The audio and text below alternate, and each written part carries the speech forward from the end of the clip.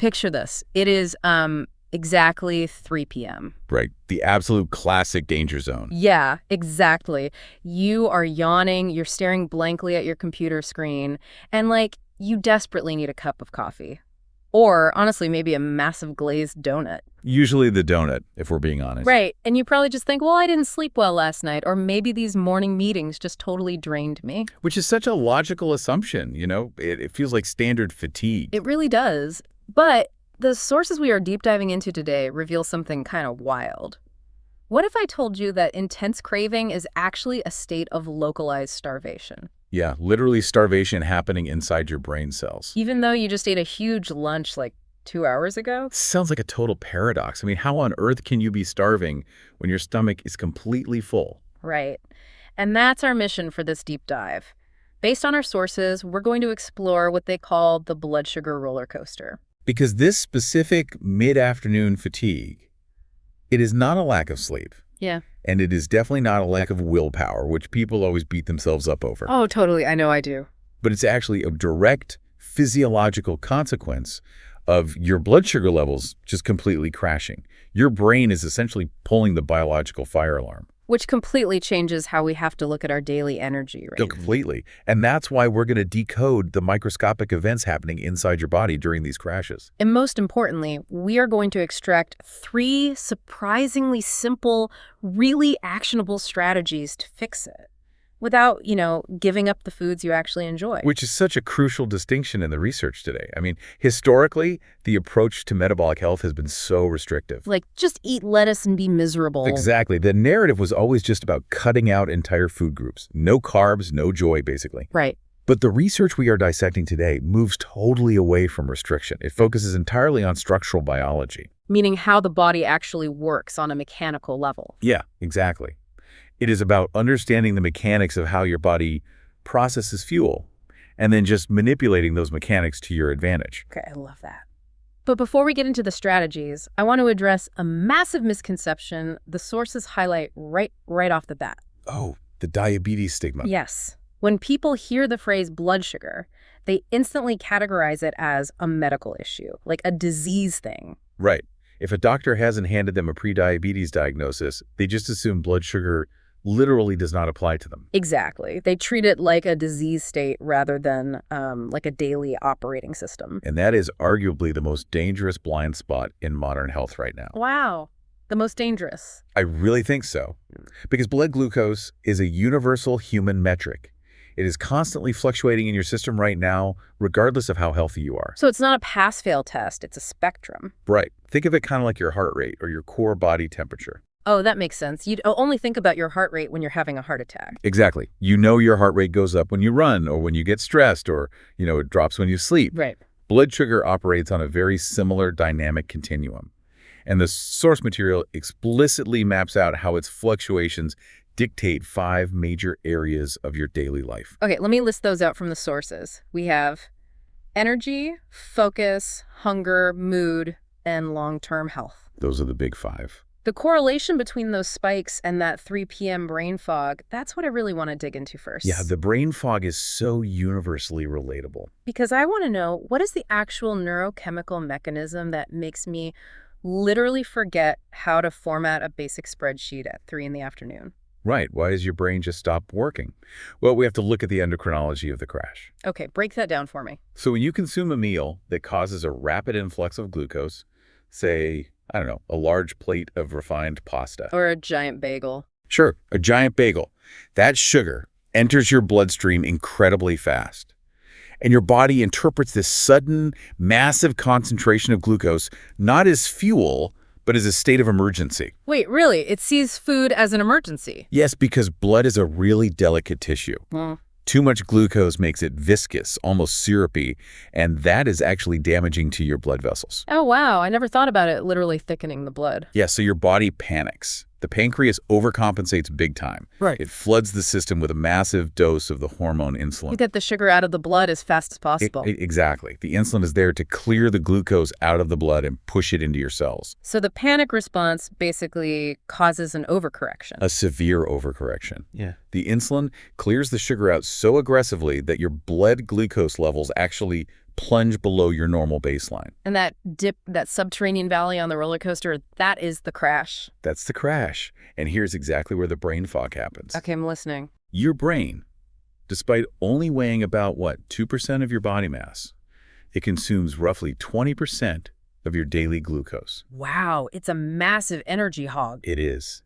And it relies almost exclusively on a steady, constant stream of glucose from the blood. So when that supply suddenly plummets because of the insulin overcorrection, Your brain literally experiences a localized energy crisis. The cognitive fog is just your neurons slowing down because their power grid just browned out. that is wild. The power grid browned out. That transitions perfectly into the mood and hunger aspects too. Oh, they're entirely connected. Because I've always noticed, I never crave raw vegetables when I'm tired. I want fast sugar. I want a candy bar. Right, and that craving isn't a lack of discipline. It is an evolutionary survival mechanism. How so? Well, when your blood glucose plummets, your brain assumes you are entering a famine, or worse, that you are actively starving to death in real time. Even though I literally just ate a bagel 2 hours ago. Exactly. Your brain doesn't know about the bagel. It only reads the current chemical deficit in the blood. So it panics again. Yes. It triggers the release of stress hormones, specifically cortisol and adrenaline. Adrenaline, like the fight or flight hormone. The very same.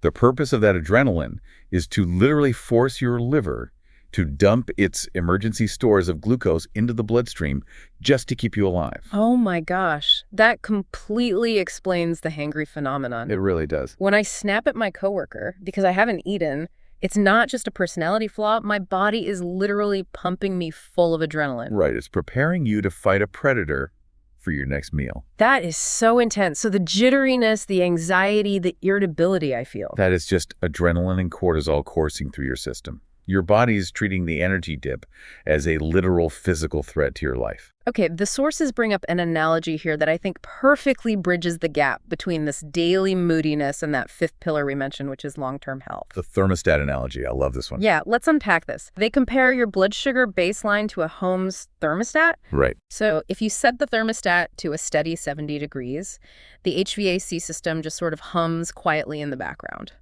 No stress. Smooth, efficient operation. But if the system is constantly pushed to extremes, like blasting the heat up to 90 degrees, then panicking and cranking the AC down to 50 degrees. The machinery is going to wear out. It's working way too hard. Right. So if our internal thermostat is constantly oscillating like this every single day, does that mean our bodies are just accumulating cellular damage? Yes, absolutely. The mechanical wear and tear on your body is immense. Yeah.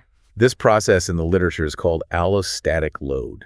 Allostatic load. Okay, what does that mean for my body on a random Tuesday? Well, when your system is constantly swinging between these artificial highs from processed food and then desperate adrenaline-fueled lows, The roller coaster. right, you are forcing your body into a state of chronic cellular stress. It's constantly stressed out on a microscopic level. Exactly. The continuous flooding of insulin, plus the constant release of stress hormones, creates systemic inflammation everywhere.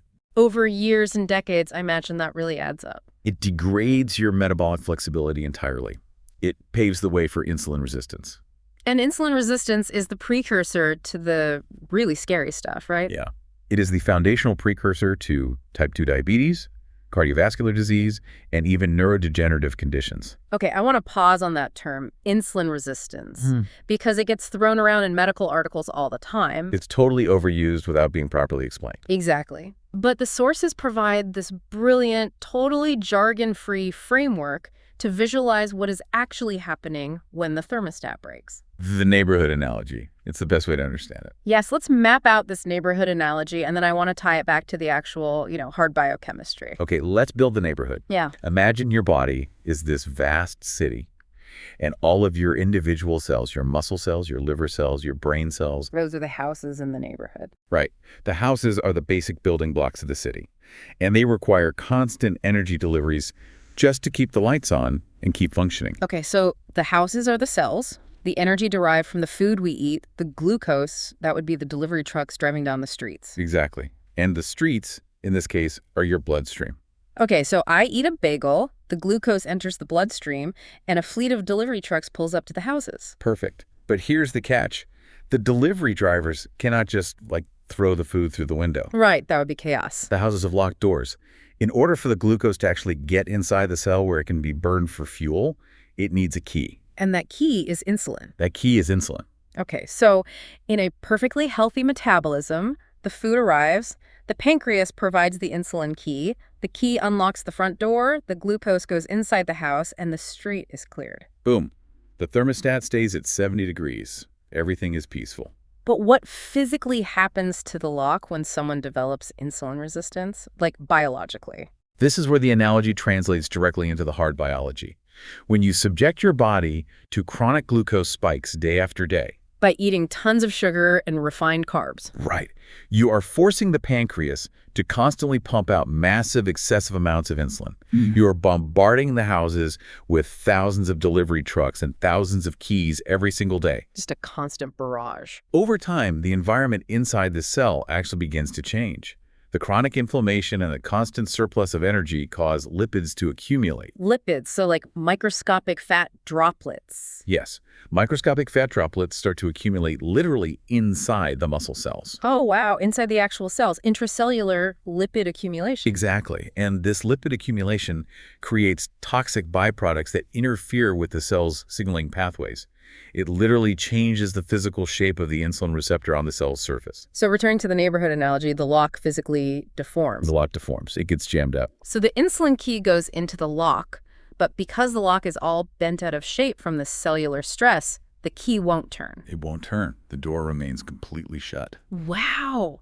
And if the door won't open, the glucose doesn't just evaporate into thin air, right? No, it has nowhere to go. It's trapped outside on the porch. Piling up in the streets, piling up in the bloodstream. Yes.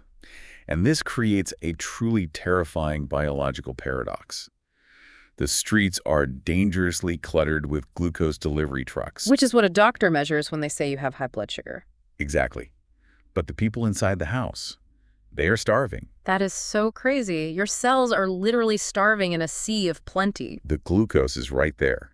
It is inches away. Right. But without the receptor functioning, the cell absolutely cannot use it, So the starving cell is sitting in the dark, and it sends a distress signal to the brain. which triggers those severe sugar cravings we talked about earlier. Because your body thinks it needs more food to survive. Right. When in reality, the fuel is already there. The delivery mechanism is just completely broken. We basically have a cellular traffic jam.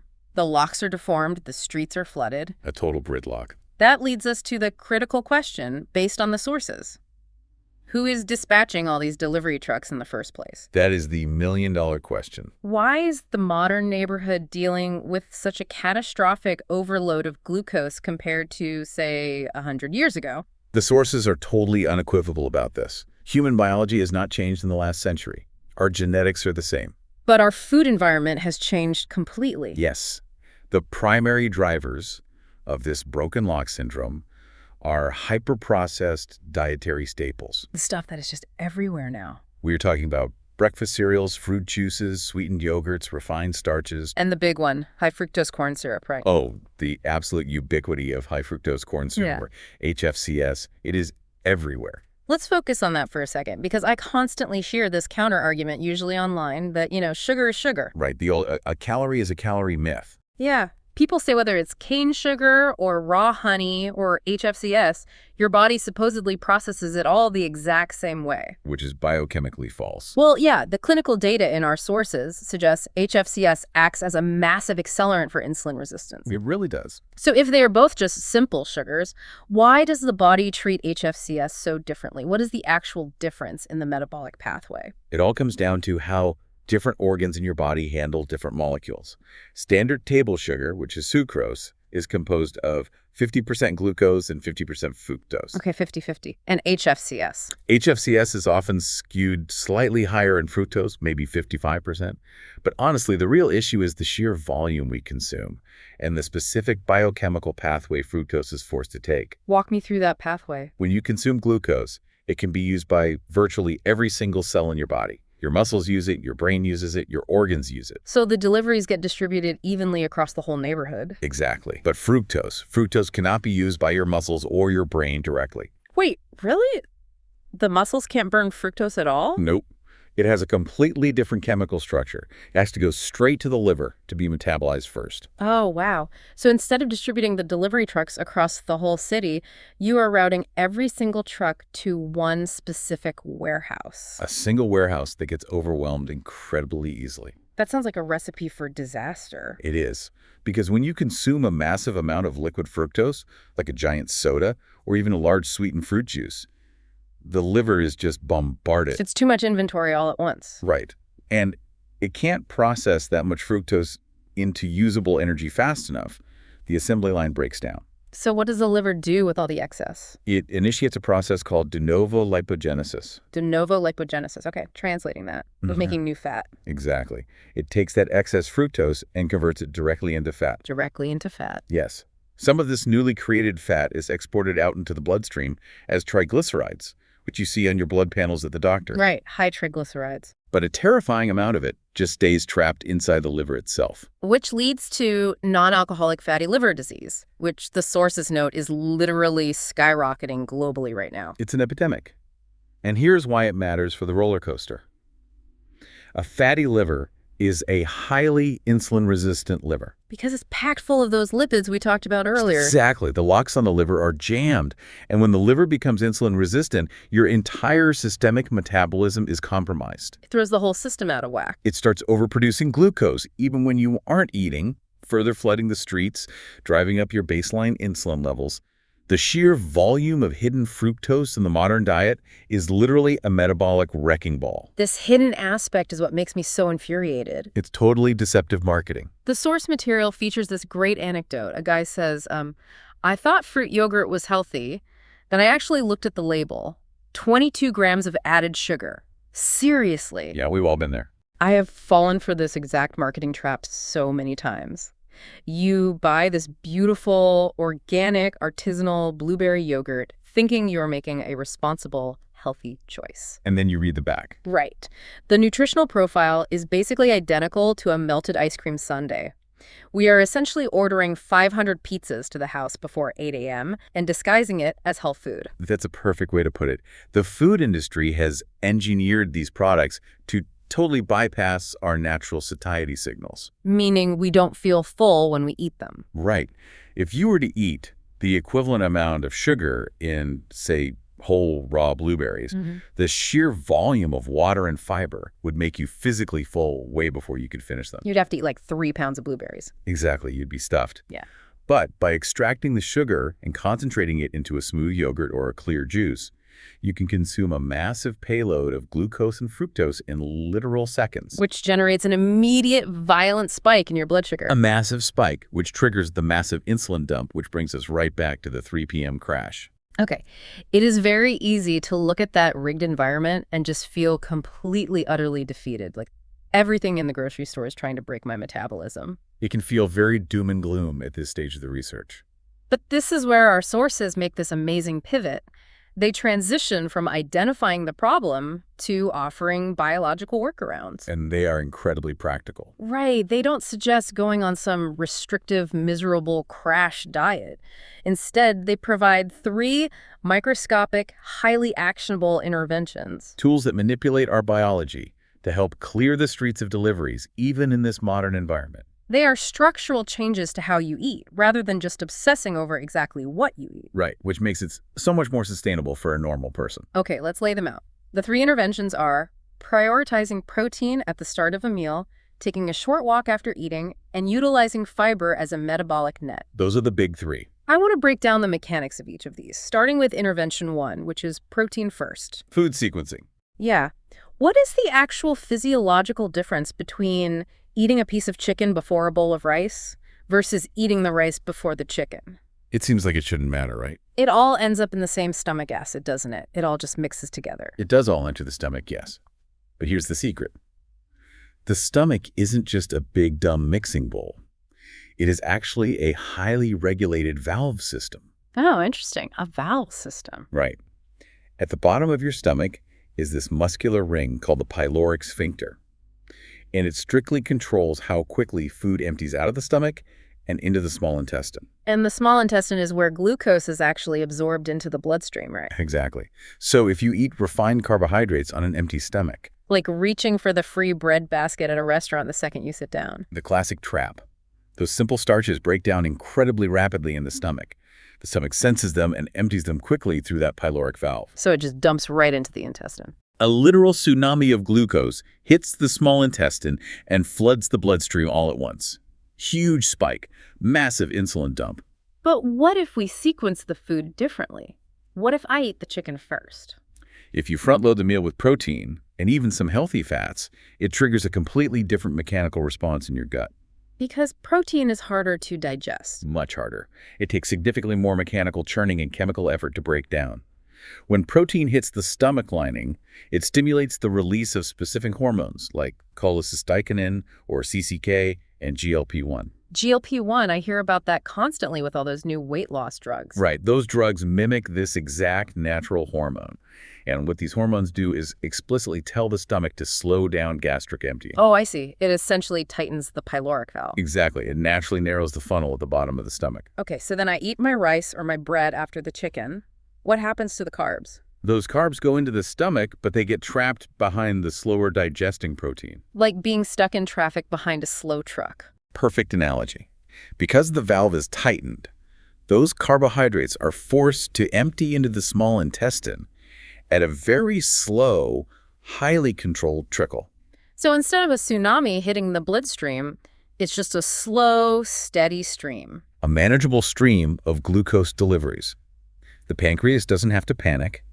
The insulin response is completely measured and smooth. That is incredible. You literally ate the exact same amount of calories and the exact same amount of carbohydrates. It's simply by changing the order you chewed and swallowed them in, you entirely flatten the biological response. It's literally biological traffic control. I love that. It's such a simple, free tool. Which brings us to intervention 2, walk after meals. The post-meal stroll. The source material shares an anecdote about this. A person started taking a casual 8-minute walk right after dinner, and they said within 2 weeks, their severe evening sugar cravings completely vanished. It's a very common result. Now, I have to push back on the math here just a little bit. Okay, let's hear it. An 8-minute casual stroll might drain, 30 or 40 calories max? If that, yeah. Right. So if I just ate a 600-calorie plate of pasta, how does burning 30 calories miraculously neutralize a 600-calorie glucose spike? The math simply doesn't add up. You're right, the math doesn't add up at all, if you only look at it through the lens of calorie burning. Which is how we've been taught to view all exercise for decades. Exactly, the whole calories in, calories out dogma.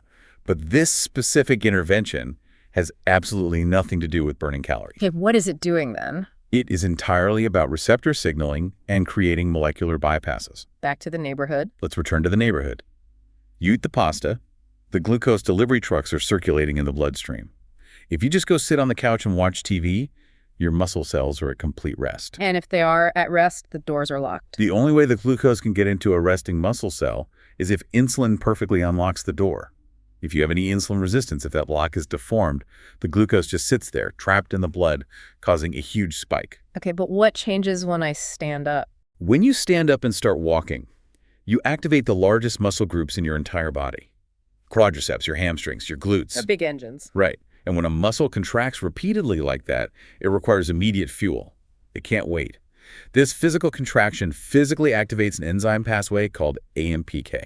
AMPK. And what does that do to the locked doors on the house? It completely bypasses them. Bypasses the lock entirely. Yes.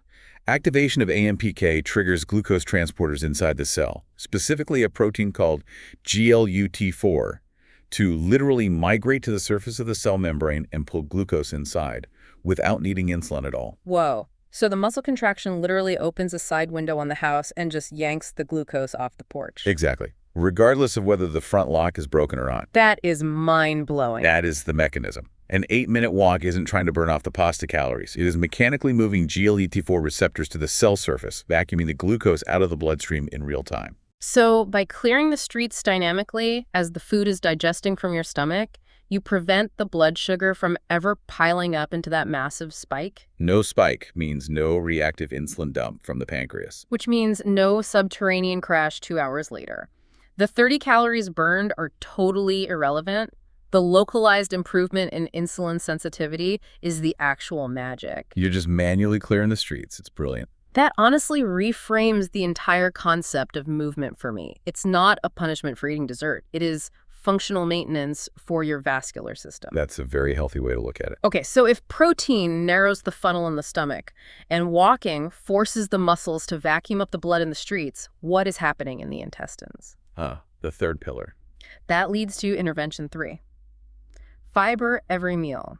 The sources barely touch on this compared to the protein and the walking, but I know the gut microbiome plays a massive role here. Oh, it's foundational. Fiber is the ultimate metabolic safety net. How does fiber physically alter the absorption of sugar? It works on 2 distinct physiological levels. First, there's the mechanical level in the gut. When you consume soluble fiber, which you find in things like beans, oats, and certain vegetables. Like broccoli or Brussels sprout. Yes.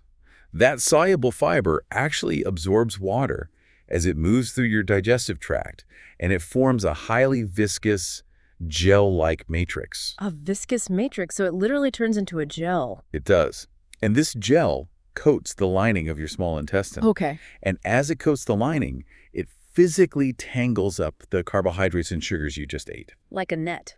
Exactly like a net. The digestive enzymes that usually rush in and slice starches up into simple sugars, they actually have to fight their way through this thick gel just to get to the food. Which slows everything down. And even when the starch is finally broken down, the resulting glucose has a much harder time diffusing through that gel barrier to reach the intestinal wall where it enters the blood. So it creates a physical obstacle course that drastically slows down the rate of absorption. That's the mechanical benefit. So protein slows the release from the stomach, and then soluble fiber creates a physical barrier in the intestine itself. That's a crazy 1-2 punch. What is the second level? The second level is biochemical, Yeah. and it involves your gut microbiome. The bacteria. Right, because your human cells actually cannot digest fiber at all. We don't have the enzymes for It it. just passes through. But the trillions of bacteria living in your large intestine, they absolutely thrive on it. It is their primary food source. Okay. And when these bacteria ferment the fiber you eat, they produce beneficial byproducts called short-chain fatty acids, or SCFAs. SCFAs. And what do they do? Well, one of the most important SCFAs is called butyrate. When butyrate is absorbed into your bloodstream from the colon, it acts as a very powerful signaling molecule. Signaling what? It travels directly to your liver and your muscle cells and actively reduces intracellular inflammation. Oh, It right. literally helps repair those deformed locks we talked about earlier. So eating fiber not only blunts the immediate glucose spike today because of the gel matrix, But the bacterial fermentation process actively improves your systemic insulin sensitivity for tomorrow. it fixes the locks for the next delivery. That is amazing. It's an upward spiral of metabolic health. So we have this incredible 3-pronged approach.